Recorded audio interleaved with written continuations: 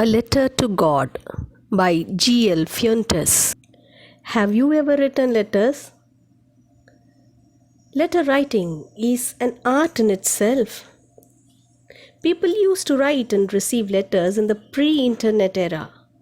But then, why we don't prefer writing letters now? That's because the communication has become so instantaneous and we don't find time to send and receive letters as they take comparatively long to travel across places. Unlike the instantaneous messages containing equally powerful emoticons and GIFs and whatnot. But then, may I tell you something about letters? Letters have always remained moments captured in papers and cherished forever. They have given feel-good moments and moments of disheartenment for many. Are letters only personal? Let's see. Do letter writing still exist? Yes, it does. There are two kinds of letters you must be knowing. One is personal, another one is official or business letter.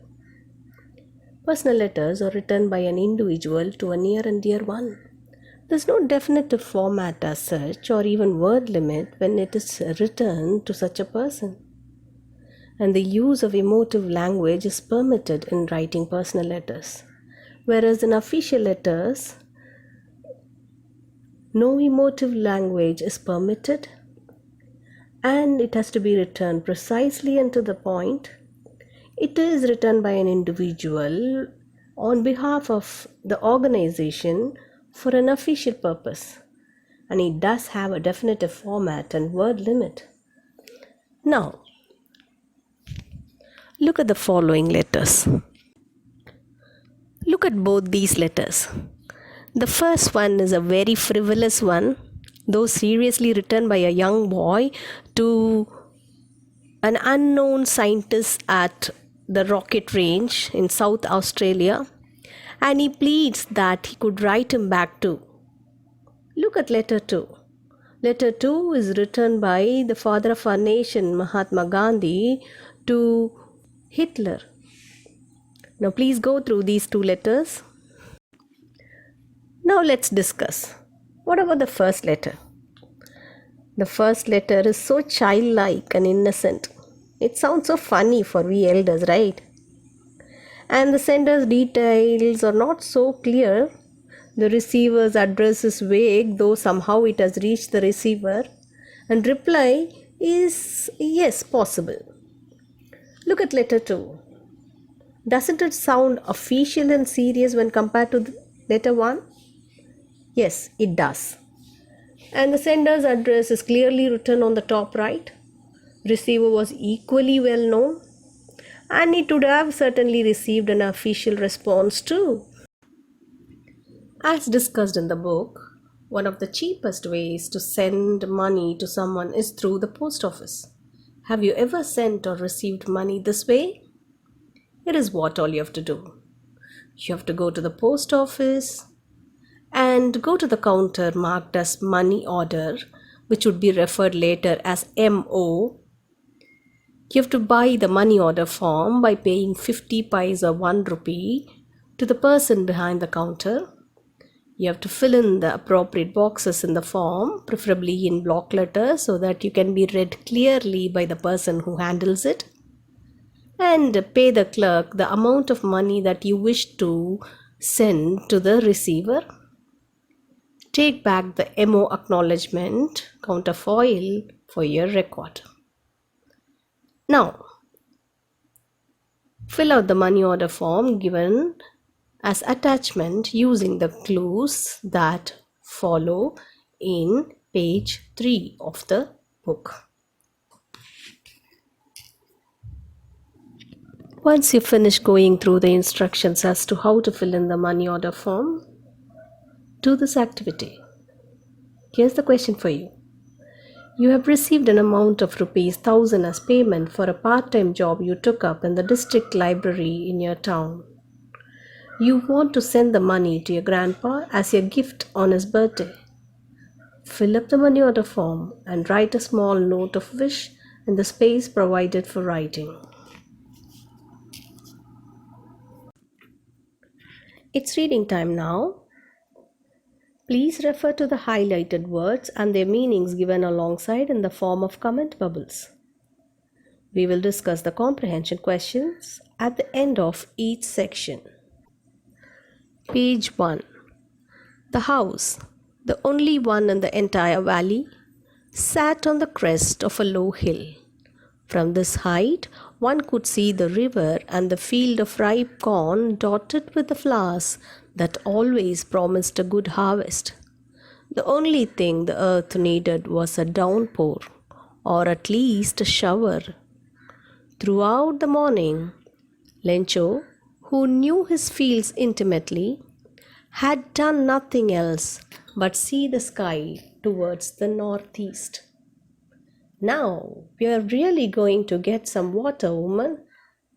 The woman, who was preparing supper, replied, "Yes, God willing."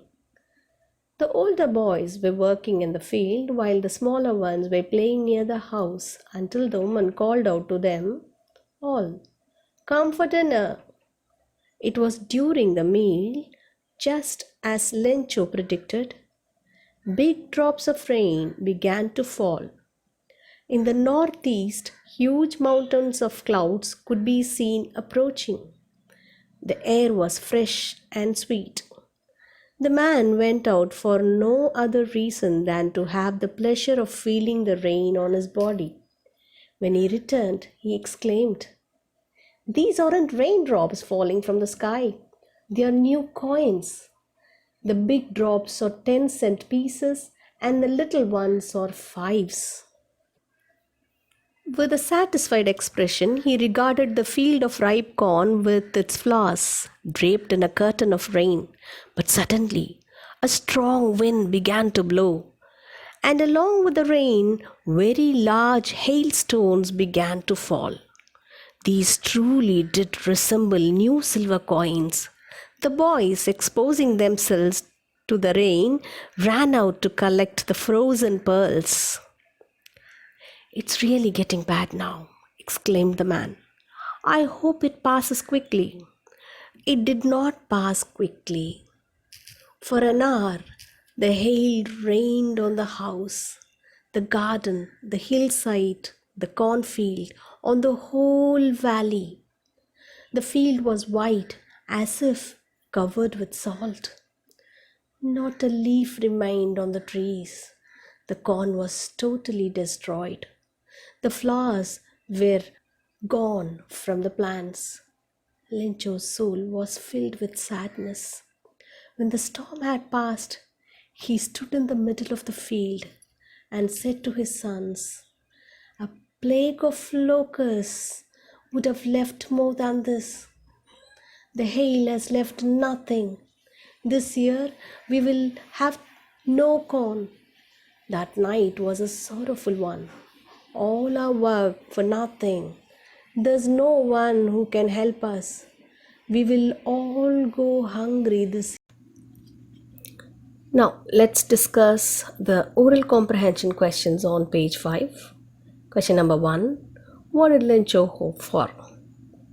Now you would notice the form did plus hope would become hoped in the answer. Now Lencho hoped for a mild drizzle or downpour because he knew for certain that's what his ripe crops need at that moment. Question number 2. Why did Lencho say the raindrops were like new coins? Lencho said that the raindrops were like new coins because the raindrops have come down to nourish his crops, which are ready for harvest. The more nourished the crops are, the better the yield would be. The better the yield, the better the profit. So he sees raindrops as new coins. Now question 3 has 2 bits. Bit 1, how did the rain change? The rain changed from downpour to hailstorm. Yes. Bit 2, what happened to Lencho's fields? Lencho's fields appeared as if they were covered with salt. The flowers of the corn crop had all fallen and the crops were all completely destroyed. Now question number 4 would be, What were Lencho's feeling when the hail stopped? When the hail stopped, Lencho was completely devastated. His soul was completely filled with sorrow, and he felt even a plague of locusts would have done less harm than the hailstorms had left the field with. Now let's move on to the next section of the story. But in the hearts of all who lived in that solitary house in the middle of the valley, there was a single hope: help from God. Don't be so upset. Even though it seems like a total loss, remember, no one dies of hunger. And that's what they say: no one dies of hunger. All through the night, Lencho thought only of his one hope: the help from God, whose eyes, as he had been instructed, see everything, even what is deep in one's conscience. Lencho was an ox of a man, working like an animal in the fields, but still he knew how to write. The following Sunday, at daybreak, he began to write a letter, which he himself would carry to town and place in the mail. It was nothing less than a letter to God. God, he wrote, if you don't help me, my family and I will go hungry this year. I need 100 pesos in order to sow my field again and to live until the crop comes. Because the hailstorm, he wrote to God on the envelope, put the letter inside, still troubled, went to town. At the post office, he placed a stamp on the letter and dropped it into the mailbox. One of the employees, who was a postman and also helped at the post office, went to his boss laughing heartily and showed him the letter to God. Never in his career as a postman had he known that address. The postmaster, a fat, amiable fellow, also broke out laughing. But almost immediately, he turned serious and, tapping the letter on his desk, commented, "What faith! I wish I had the faith of the man who wrote this letter. Starting up a correspondence with God." So, in order not to shake the writer's faith in God, the postmaster, who came up with an idea, answered the letter.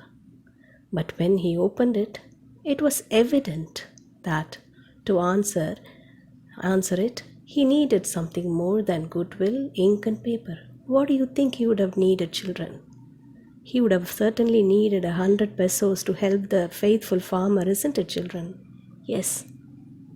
But he stuck to his resolution. He somehow wanted to help the farmer.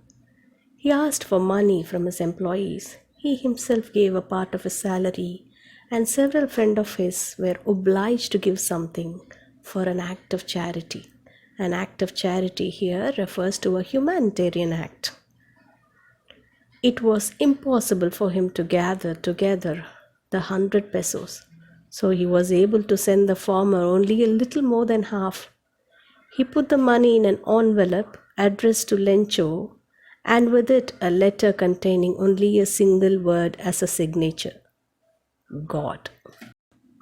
Let's check our understanding of the story by answering the oral comprehension questions on page number 6.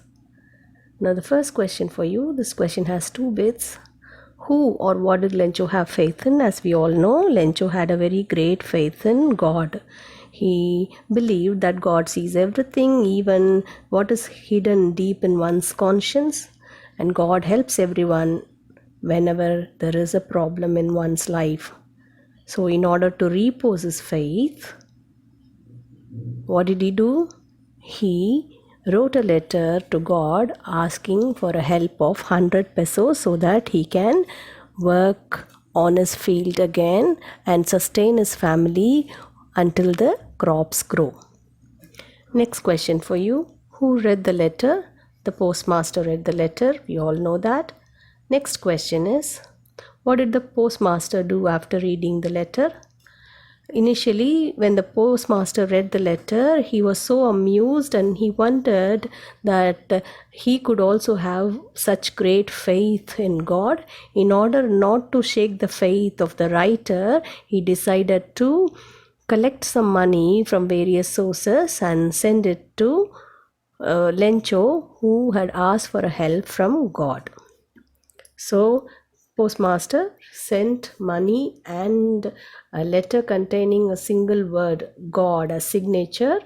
He sent this to Lencho on behalf of God himself. Now let's continue reading. The following Sunday, Lencho came a bit earlier than usual to ask if there was a letter for him. It was the postman himself who handed the letter to him, while the postmaster, experiencing the contentment here means the satisfaction, of a man who has performed a good deed, looked on from his office. Lencho showed not the slightest surprise on seeing the money. Such was his confidence. But he became angry when he counted the money. God could not have made a mistake, nor could he have denied Lencho what he had requested. Immediately, Lencho went up to the window to ask for a paper and ink. On the public writing table, he started to write, with much wrinkling of his brow, caused by the effort he had to make to express his ideas. When he finished, he went to the window to buy a stamp, which he licked and then affixed to the envelope with the blow of his fist. The moment letter fell into the mailbox, the postmaster went to open it. It said, God, of the money that I asked for, only 70 pesos reached me. Send me the rest, since I need it very much. But don't send it to me through the mail because the post office employees are a bunch of crooks. Lencho. Now let's check our understanding of this section by answering the oral comprehension questions given on page 7. Question number 1 for you. Was Lencho surprised to find a letter for him with money in it? No, not at all. Lencho wasn't at all surprised to find a letter with money from God because he knew for sure God would certainly answer his letter. Next question for you. What made Lencho angry? Lencho was very sure God would have sent him 100 pesos, but what he could find inside the letter was only 70 pesos, and this made him really angry that there was a difference in what he had asked and what he could get, or what. Now let's move on to the thinking about this text section given on page 7 and 8. Now question number 1 for you. Who does Lencho have complete faith in? Which sentences in the story tell you this? Now Lencho had complete faith in God, and he had always been instructed from a very young age that God knows everything and he helps those who are in trouble. Now there are quite a few sentences all through the text to show that Lencho had an unshaking faith in God. Let me read out the sentences one by one. I want you to go back to the text and mark these sentences as evidence for Lencho's faith. Sentence number 1. But in the hearts of all who lived in that solitary house in the middle of the valley, there was a single hope, help from God. Sentence number 2. All through the night, Lencho thought only of his one hope, the help of God, whose eyes, as he had been instructed, see everything, even what is deep in one's conscience. Sentence number 3. God, he wrote, if you don't help me, my family and I will go hungry this year. Sentence number 4. He wrote to God on the envelope, put the letter inside, and still troubled, went to town. Sentence number 5. God could not have made a mistake, nor could he have denied Lencho what he had requested. So in such faith, he writes the letter to God again. This is the evidence, these are the evidences rather, to tell you that Lencho had a very strong faith in God. Let's discuss question number 2. Why does the postmaster send money to Lencho? Why does he sign the letter as God? The postmaster was so moved by Lencho's letter to God, and he decides to send Lencho money in order to keep his faith alive. He collects money from various sources to be sent to Lenchos and sign the letter as God. Let's move on to question number 3. Did Lencho try to find out who had sent the money to him? Why or why not? No. Lencho was very sure that God had only sent him money. He never tried to find out who had sent him money because he was very sure that God had helped him or answered his letter, because he had always been told that God would help those who look up to him for help. Now let's move on to question number 4. Who does Lencho think has taken the rest of the money? What is the irony in the situation? Now, as we all know, an ironic situation is strange or amusing because it is the opposite of what is expected. Lencho thought the officials in the post office, whom he refers to as crooks, would have taken the 30 pesos of 100 pesos sent to him by God. The irony is that Lencho suspects the ones who had tried to answer his desperate call to God. Moving on to question 5. Are there people like Lencho in the real world? What kind of a person would you think he is? You may select the appropriate words from the box to answer the question. Here are the words: greedy, naive, stupid, ungrateful, selfish, comical, or unquestioning. A greedy person with an excessive desire for something. A person can be called a naive when he lacks judgment or lacks experience, or even an innocent person can be called a naive person. A stupid one is a person without any common sense and who is so unclear about things. A person can be called ungrateful when he is thankless. A selfish person is a person who thinks only about his personal pleasure or gains. A person can be called comical when he is so amusing and funny. An unquestioning person who possesses an attitude of accepting something without any doubt. Now, let's answer the first question. Yes, there could be people like Lencho in the real world, but it is very rare that people like Lencho could be found. It's very hard to find such ones. With unquestioning faith, such unassuming people can be called naive or unquestioning. These are the two words that could best describe Lencho. Now let's move on to question number 6. There are two kinds of conflicts in the story between humans and nature and humans themselves. How are these conflicts illustrated in the story? Now, the conflict between humans and nature is illustrated where Lencho was expecting a good rain. The good rain turns out to be a hailstorm. Nature is expected to be benevolent here, but it had turned out to be violent and destructive. This is the conflict between the humans and the nature. The conflict between humans and humans is seen here, where Lencho was able to have great faith in God, whom he had never seen, but he is unable to have any faith in men whom he sees every day. Similarly, the postmaster who expects an expression of satisfaction and gratitude from Lencho could only receive the title of a crook, which is so ironic. Now, another prominent figure of speech used here is metaphor. Metaphor is an implicit or hidden comparison of one thing to another. There are quite a lot of them all through the lesson. Here is a glance for you. That's all for now. We would be uploading the consecutive lessons shortly. Until then, thank you and goodbye.